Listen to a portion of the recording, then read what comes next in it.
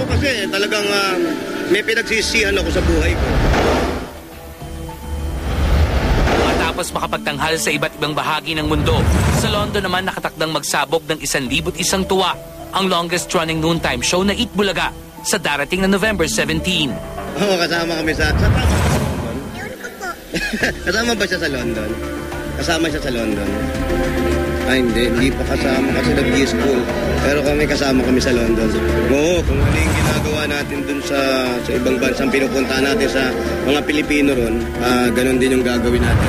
Perform pa ba kayo sa London? Hindi, yung show namin, yun ay show ng Bulaga. Sandali lang kami, after ng show, kinabukasan na ata, 2 days na lang, uwi rin agad kami. Kasi live na uli yung Bulaga. Tulad ng mga nakaraang shows ni Jose Manalo abroad, kailangang maglagak siya ng kaukulang travel bond. Ito'y kaugnay pa rin ng kinakaharap niyang kaso laban sa kanyang asawang si Annalyn.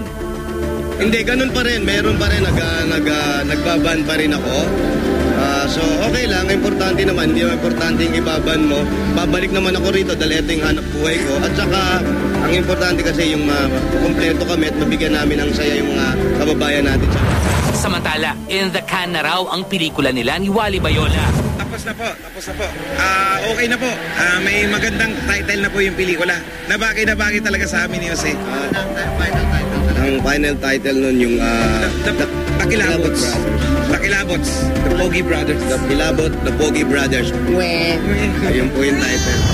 November 28 po. Sa pagbalik namin dito, galing London, todo promote na naman ulit kami. Mga mall tours, gano'n.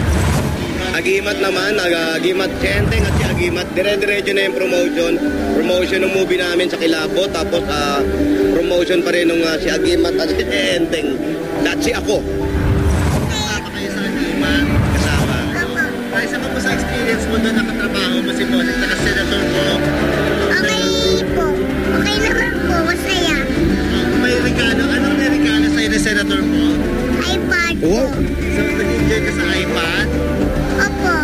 Ay, si Tita, si Julian. Yung upuan pong pang-artista. Upuan pang artista.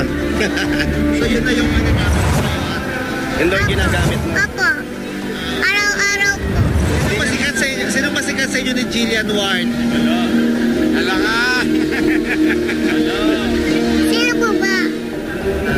Para ikaw na kayo nang pumalit sa pagiging child wonder ni Jillian Ward. Kung daw ba pumalit? Sabi nga po sa chart. Hindi niya rawan. Hindi niya rawan. Sabi daw sa dyaryo. Magka-eksena na kayo ni Jillian, magkasama kayo sa Agimat. Okay lang, magkatrabaho kayo sa isang project. Opo, magkaibigan naman po kami. Inihahaling tulad naman ni na Jose at Wally ang pagtatanghal sa tungkulin ng isang guro.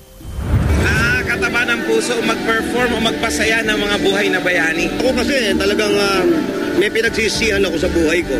Nakatapos ako ng elementary hanggang high school, hindi ko na diretso yung college. So, sana pala tinuloy ko dahil mas nakita ko pa kung ano yung hirap na ginagawa ng maguro para matuto lang ang isang bata.